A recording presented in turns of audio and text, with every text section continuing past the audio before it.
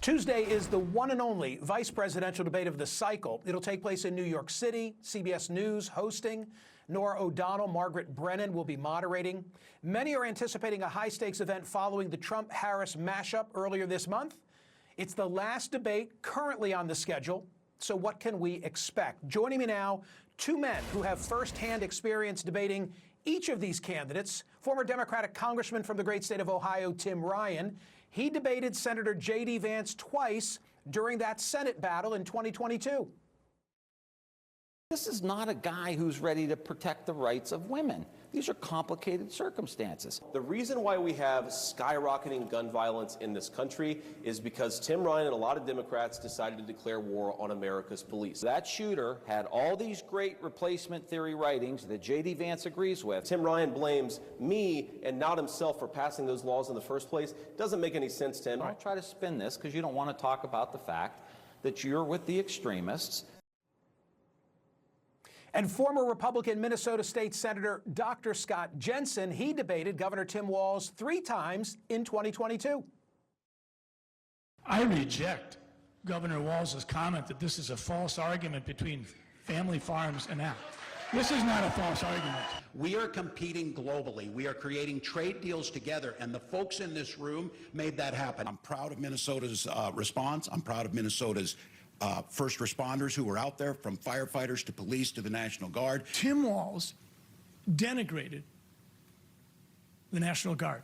He is more concerned about this fake internet rumor than getting guns out of schools. Nobody in Minnesota knows what Tim Walz means when he says fully fund education.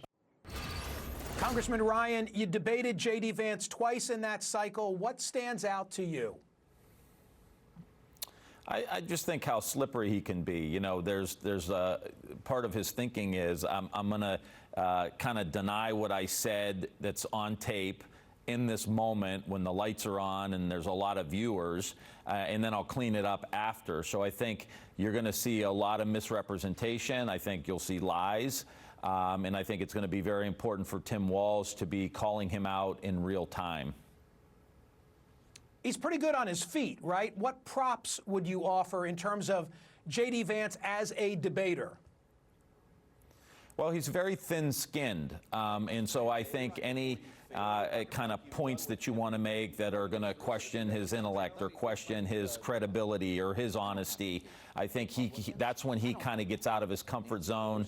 He's thin-skinned. He'll want to defend himself. Then he'll move into a more angry JD Vance, which I think the American people have seen. And so I think, you know, getting into that space a little bit where you knock him on his heels, and we're talking strictly like debating tactics here, but getting him, I'd say, hit first and hit hard, and then hold him to account. And I think he'll be much better. You'll be able to handle it much better regardless of what the issue is. Dr. Jensen, you debated Governor Walz 3 times, same year, 2022. What most stands out from those encounters? Well, Tim Walz is an affable individual, and I think he does a nice job of trying to resonate with the everyday person. So I think that's the initial impression he'll make. But for me, I think it would be word salad. Tim is very good on his feet, and he can put one word after another. And when he's done, whether it's 30 seconds or 90 seconds, when he's done, your tendency is to say, yeah, that sounded pretty good. But then if you ask yourself, well, hold it, what did he actually say? Then you're sort of left a little empty. So I think he's very good at sort of an extemporaneous word salad. But I do think that JD Vance would do best to try to brand Tim Walz. Don't try to hit Tim Walz on all the various things. Don't allow 7 or 8 superficial wounds to take place. Try to get 2 deep cuts. You know, try to point out the fact that Tim Walz is a little slippery on labels. He's not quite accurate. When he says he retired as a sergeant major, pin him down. When he says he helped coach a team to winning a state championship in football, find out that actually he was one of 7 different assistant coaches. Try to pin him down and try to brand him so that when the debate is over, the audience has 1 or 2 things that they can really hang their hat on. I'm smiling here because I think that Ryan and Jensen would be a hell of a debate, except you're both wearing the same clothing. I don't know how we would tell you apart. Congressman Ryan, you wrote this for Smerconish.com. This is Tim Ryan talking about JD Vance. Put it up on the screen. He maintains a tone that sometimes make it sound as though there are intellectual underpinnings to these MAGA talking points. It's skillful and likely a central reason Trump chose him. But when you listen closely, you'll hear how it's just a tactic to muddy the waters until the next question. Expand on that.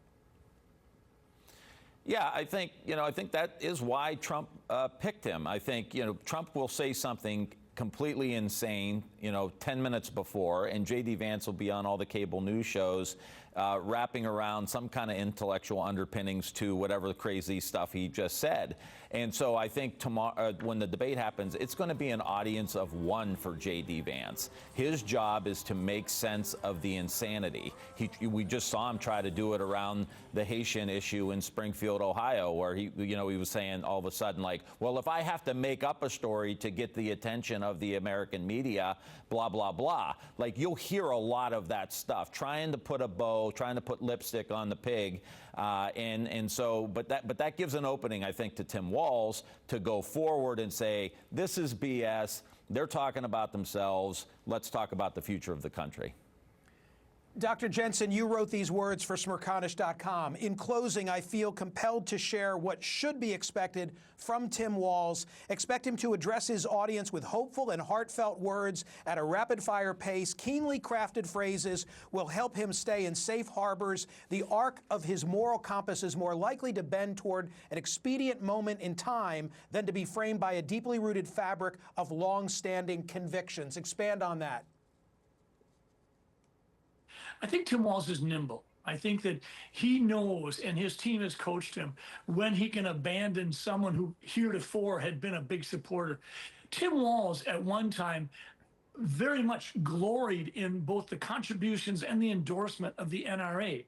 But when the NRA was no longer useful to him, he dumped them.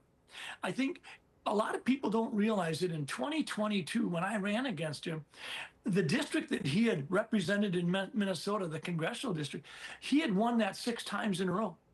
Tim Walz lost that district to me. The people who knew Tim Walz best said, no, thank you. And I think what Tim Walz is trying to do now is he's trying to be supportive of Harris so that he can be a good cheerleader, and he knows how to do that. He's a former football coach on an assistant level, and I think that he's going to do for Harris whatever she needs. He's not going to upstage her, but you're going to see that his values are not driven from that fabric of deeply held convictions as much as it's going to be a zeitgeist moment. What are the activists telling us? What does Kamala Harris need from me? He's going to go that way, and he's going to try to deflect on whatever JD Vance comes at him. And JD Vance needs to stay cool, calm, and brand him with 2 or 3 specific items. I'm always second-guessing myself after CNN programs, after radio programs, after public appearances, meaning delivering a speech. So final question for both. Tim Ryan, did you go home saying, woulda, coulda, shoulda, there was something I should have done, said to JD Vance when I debated him that lingers to this day? And then I'll ask the same question of Dr. Jensen about Tim Walz. Tim, you first. Yeah, nothing that stands out in a big way. I probably would have been a little bit more forceful. I probably would have been a little bit more aggressive. I thought at that point we're running for the United States Senate. You want to be calm and keep your composure. But I think there probably could have been a few moments there where it could have been like, this is complete BS. I'm not going to let you get away with that, which I did a bunch. But, you always, I was going to say, when you lose the election. Can I say, I watched your debates. You did do that. Well, I'm half Irish and half Italian, Michael. So, the fighter, you never can fight and punch too hard. So I would say that would probably be it.